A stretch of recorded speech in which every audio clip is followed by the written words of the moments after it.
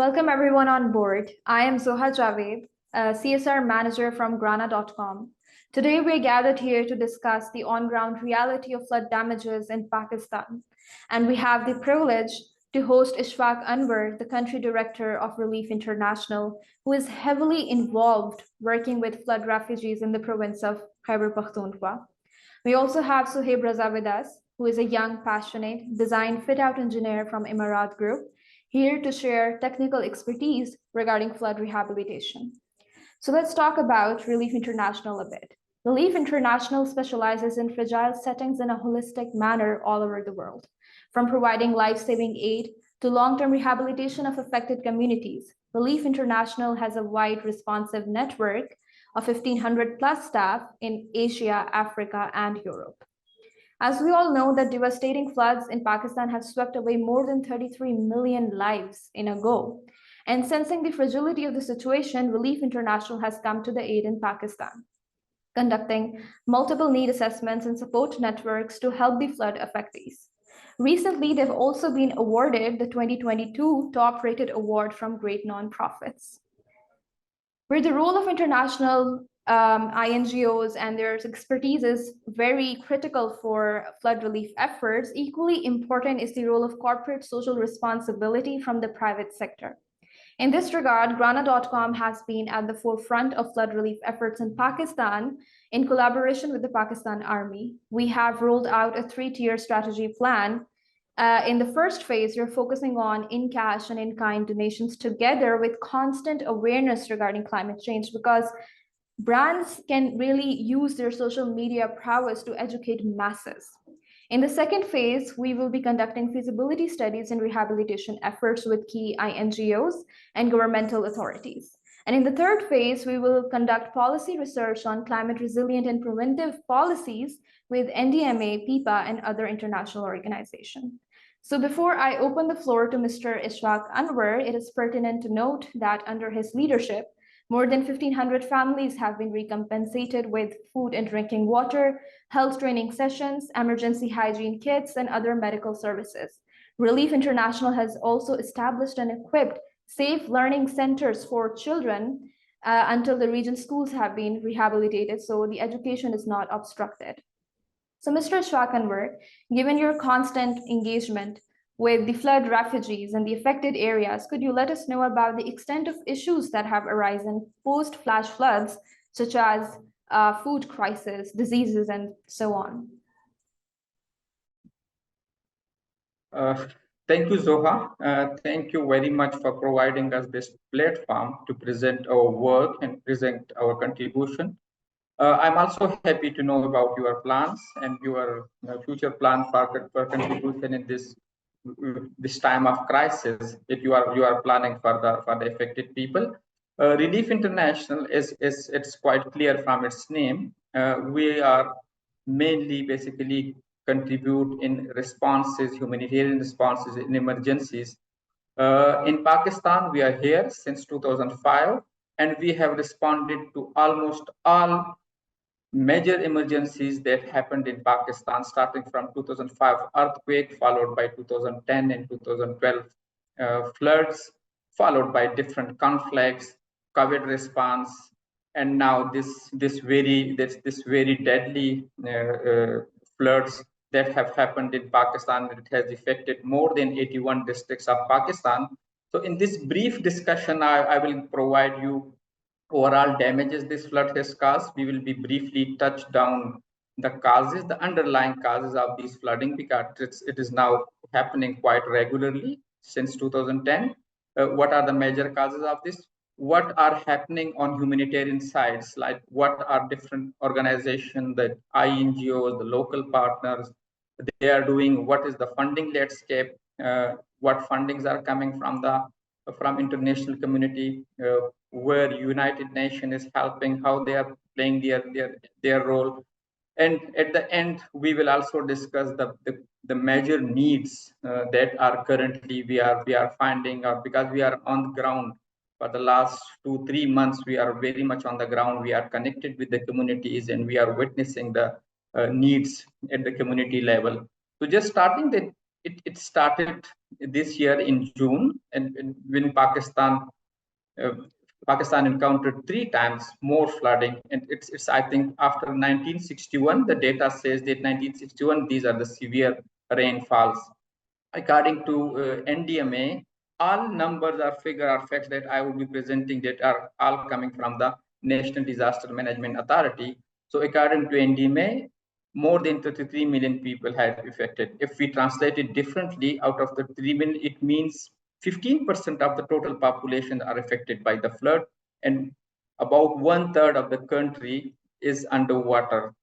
uh, if we talk about the major damages that have happened, it happened in 81 districts have been declared as calamity districts in Pakistan, which include 32 in Balochistan, 23 in Sindh, 17 in Khyber Pakhtunkhwa, 6 in Gilgit-Baltistan, and 3 in Punjab. If we look, it has affected all units of Pakistan, all geographic units of Pakistan.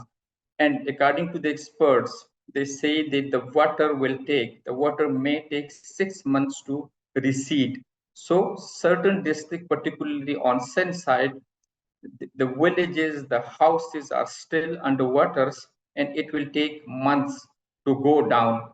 So now it has, like, if we look into always the flood, there are different disaster that comes and that make damages, but the flood is an emergency or calamity which brings multidimensional uh, impacts. With some certain impacts we feel suddenly, some outcomes or some impacts of these disaster we see after 3 months, and some are such that may be felt or maybe noticed in coming few years. uh, More than 1,500, if we talk about the key damages or key effects of this flood, so more than 1,500 people have been died, 1.1 million livestock has been killed. It means that the people, 75% of the people in Pakistan overall, and more than 80% in interior Sindh, the peoples are depending on livestock and agriculture. And this flood has damaged their key source of income and livelihood resources, which is agriculture and which is the livestock. In terms of crops, I'm mentioning these figures because these are connecting to our future. Like in the coming days, these facts will have impact. 15% of rice crop, 40% of cotton crop, has been severely affected. October is a common month in all provinces, almost all provinces. October is used to crop wheat, which wheat is a crop that we are heavily depending, or households and the population is heavily depending on wheat. So now in Sindh, where thousands of acres of land is underwater, they will not able to crop the wheat, which is basically an alarming situation, and it's basically a news that we may have severe food shortages and food security challenges in the coming futures. Uh, because of this flood, 10 million of people are currently displaced, because about 2 million houses are damaged, some are partially and some are fully damaged. As a result, 10 million, more than 10 millions are displaced into shelters, into schools, into government buildings, and relief camps. Please note that all the figures and facts that we have until available, these are estimated. And numbers of experts and officials, they say that these figures may abnormally increase when the water goes down. Then we have actual assessments on ground and household assessment and counting we have. These figures will further increase. If we talk about different sectors, starting from public infrastructure, so the flood has affected 8,000 miles, or you can say 13,000 kilometers of roads all over the Pakistan.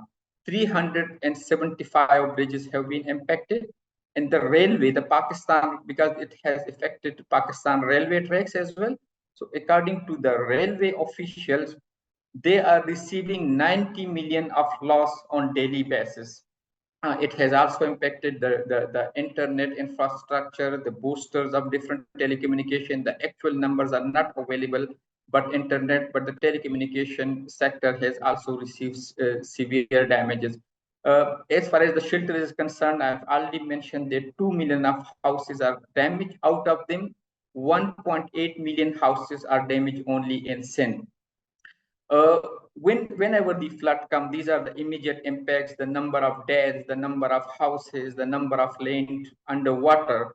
But it has some post challenges as well. And the most effective sector, the most affected sector is the health sector. We have already this is a known fact that Pakistan have a weak health structures in all over the Pakistan.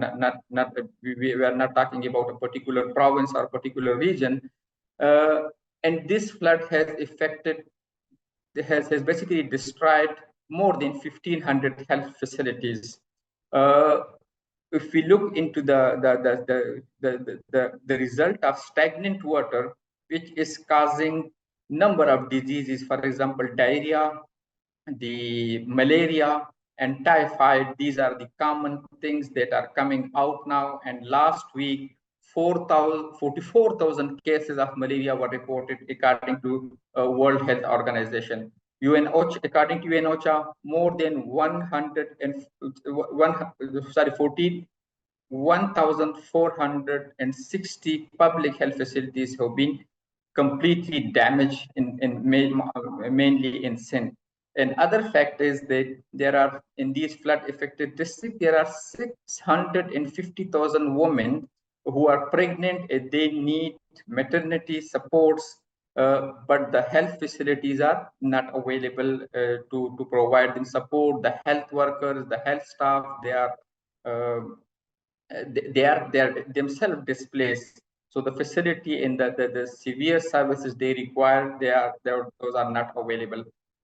In terms of education, because Relief International is mainly focusing for the last 4 or 5 years on education and primarily on out of school children, and Pakistan is the second largest country with large number of with the most number of out of school children, which according to the government sources, about 22 million children are out of school. This flood has further added into this challenge. According to UNICEF, there are 3.5 million children are out of school because about 24,000 schools are damaged by the flood and 5,000 schools are such that they are being used as a relief camp. So these cannot be used for the education purposes. So overall, if we look, under 30,000 schools are not basically doing the work which they are not basically serving the purpose. So these are few sectoral updates that this flood has caused. And uh, okay, now I can move to what are happening in response to these floods. So there are a number of organizations in Pakistan, INGOs, international organization, local organization. They have been doing uh, according to their capacity and the funding available. About 50 INGOs that are together on a Pakistan humanitarian forum. They have been responding into different districts, different provinces, and different sector as well. Similarly, the local organizations who are all represented by National Humanitarian Network, which we also call NHN Network, more than 100 local organizations are also on the ground. But again, as we mentioned, that the extent of damage is too large if we compare it to the previous different humanitarian situations in Pakistan, the earthquake we look into, or the floods.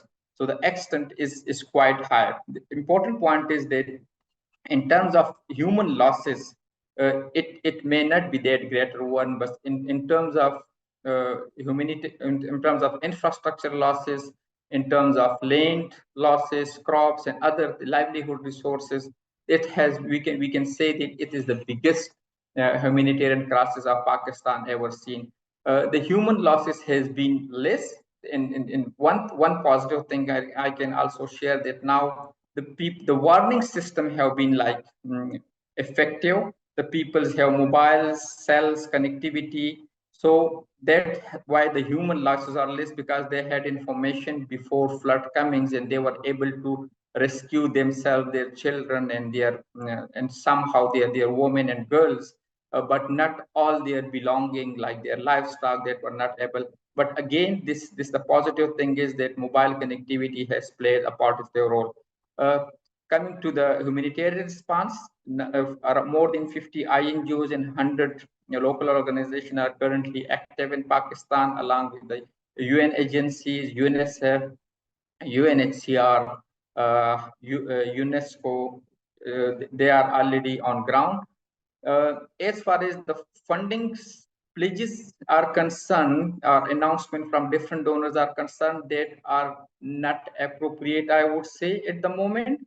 Like until now, the biggest donor coming is the US head. They have already announced $60 million. Similarly, UN has also around $3 million dollars for this.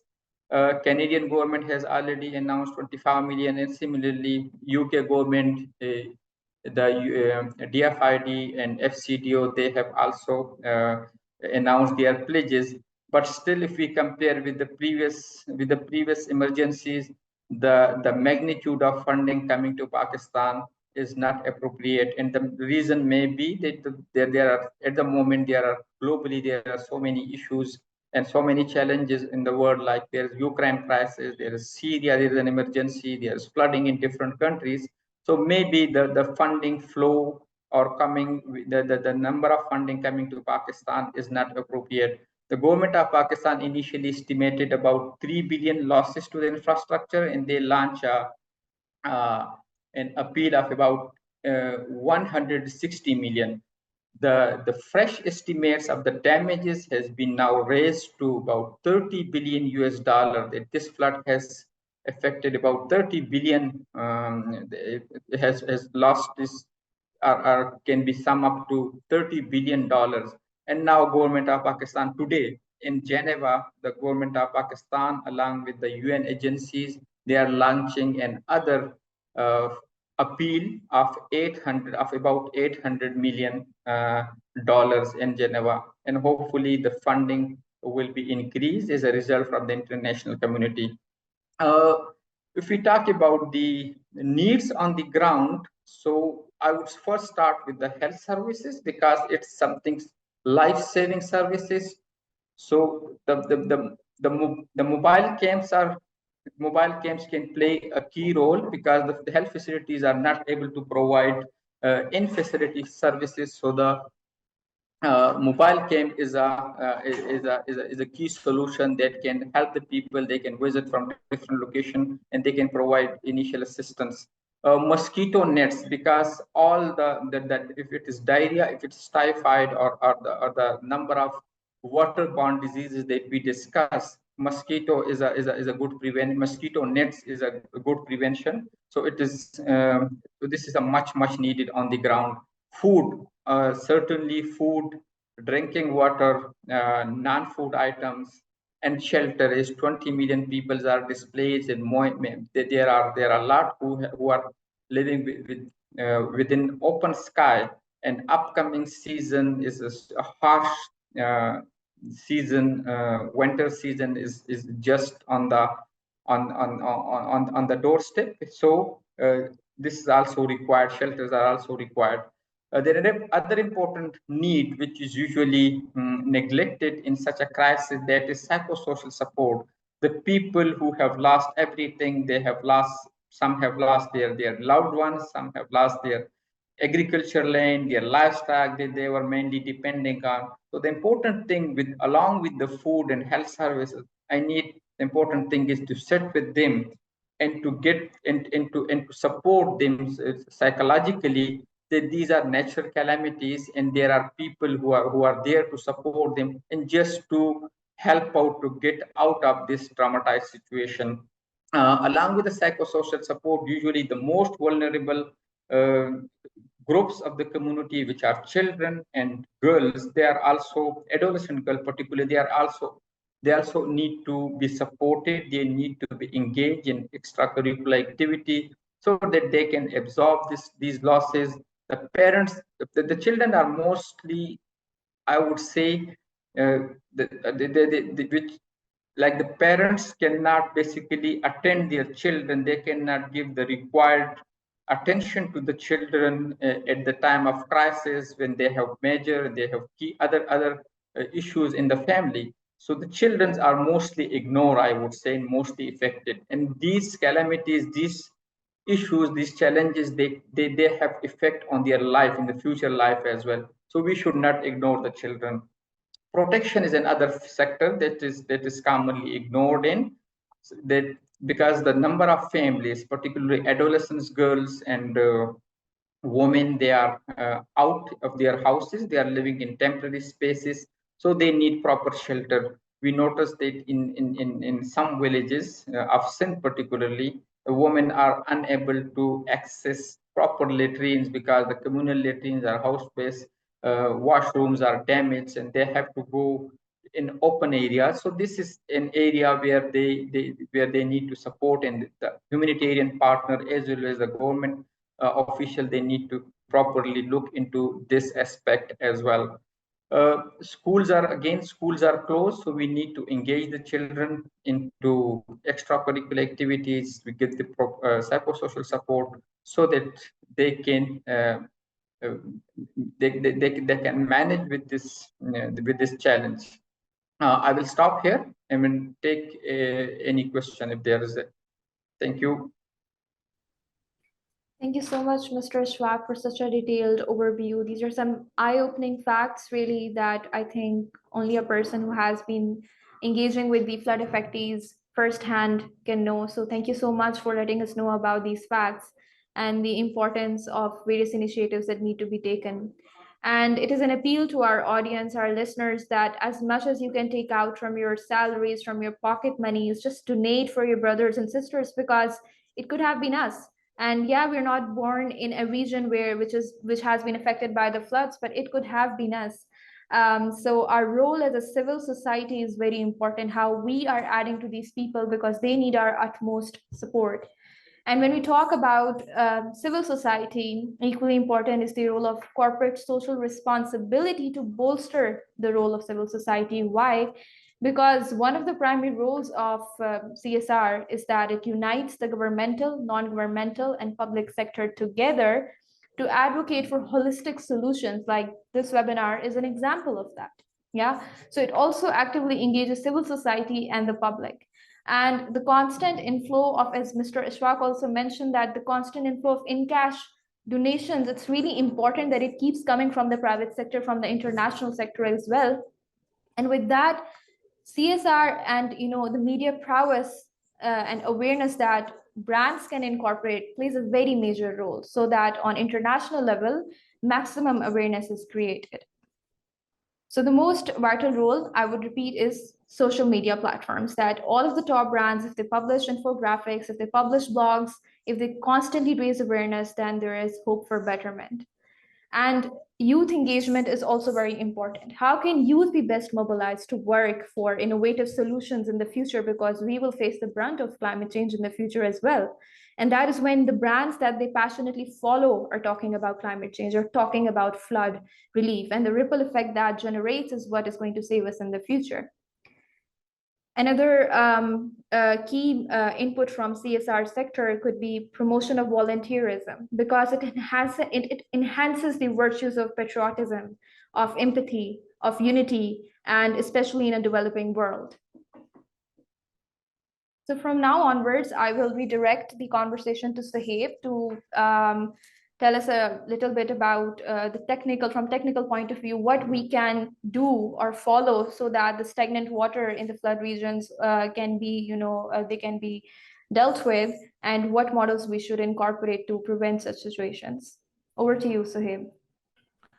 Hello, everyone. I'm Sohaib. I'm basically a design fit-out engineer at Marat Group. I hope I'm audible. Yes. Okay.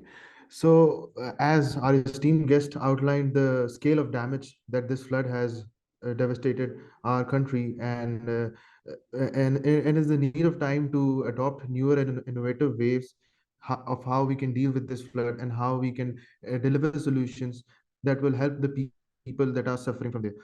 Coming on to one of the points that our guest highlighted was the requirement of shelter. So, in my opinion, China has adopted this technology of modular construction. So, modular construction is basically using building blocks to join together houses and shelters and develop houses at a very rapid pace.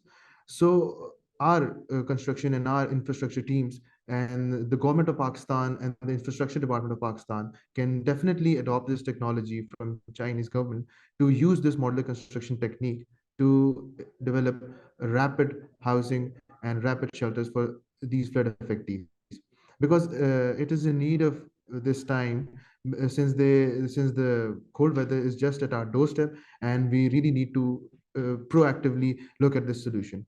Moreover, another problem that our guest highlighted was that the level of water has still not yet subsided, and it will require more than 6 months to pass away. So, a solution that can be adopted in the future to avoid such an issue is the use of permeable and porous surfaces. Many countries in the world have developed permeable asphalt pavements, permeable concrete pavements, and permeable pathways. So these kind of technologies help in absorbing water to the ground, which in our case has been the issue since most of the floods that have occurred in Pakistan in 2022 are due to the extreme amount of rainfall, and then that compounded with the riverine floods has really affected the areas. So the adoption of porous and permeable asphalt pavements is one of the solutions that can help subside and absorb the water. Another solution that I want to really point out is the concept of groundwater recharge and rainwater harvesting. So in Pakistan, this technology has been adopted by some of the key stakeholders in the developed areas, but the areas of rural Balochistan, rural Sindh, they still lack these facilities. And I would urge the NGOs, the infrastructure organizations that are working, as well as the key stakeholders in our government as well, to look at this solution, because one of the major problems that occurred in this scenario was that there was an extreme amount of rainfall, and most of this rainwater hasn't any path of going, and it just subsides and accumulates. So in order to use that rainwater and convert it into groundwater, we can install groundwater recharge points in our areas, in our open spaces, as well as above our houses and above our roofs for rainwater harvesting. So it would not only recharge the groundwater, and would also be a source of mitigation of floods. Lastly, I would like to add that all of this has occurred due to the fact that the global warming in the international scale has quite increased, and the emissions have increased a lot. So, in order to resolve this issue, we need to plant more and more vegetation. Vegetation and greenery is what can save us and the world. So yeah. So now I would like to pass it on to Zoha so to continue. Thank you, Sohaib, for such detailed information. So could you mute your mic? Okay, so yeah, the solution of rainwater harvesting is, I think, the key initiative that we should consider when we move for rehabilitation efforts in Sindh and KP and Balochistan, because we need to not just think about how we can, come out of the situation, but also that we implement such solutions that have a long-term impact in saving us in the future from floods and from climate catastrophes. So I would like to conclude today's session with one message: that donate and keep the flood affectees in your mind, not for a month, not for a year, but years to come. Because these people, they lost their homes, their livelihoods, and that's not coming back quickly anytime soon. We need to make sure that we're there for them. In the provided caption, we have added donation links for Relief International as well as Graana.com so that you can easily donate online. It is also a humble request that we as a civil society keep on raising awareness regarding climate change, because it is here to stay, and we are the pioneers who are going to battle this lasting war. Thank you, Sarashwak, for giving us your time and valued input. Thank you, Sahib, for your expert opinions. Signing out today, we will keep you posted about further developments. Don't forget to follow us on social media. Thank you. Thank you, Zoha.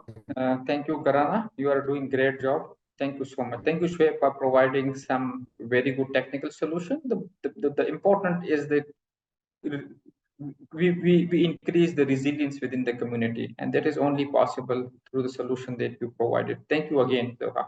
And Allah No Hafiz. problem. Allah Hafiz. Take care. Take care, Sahib.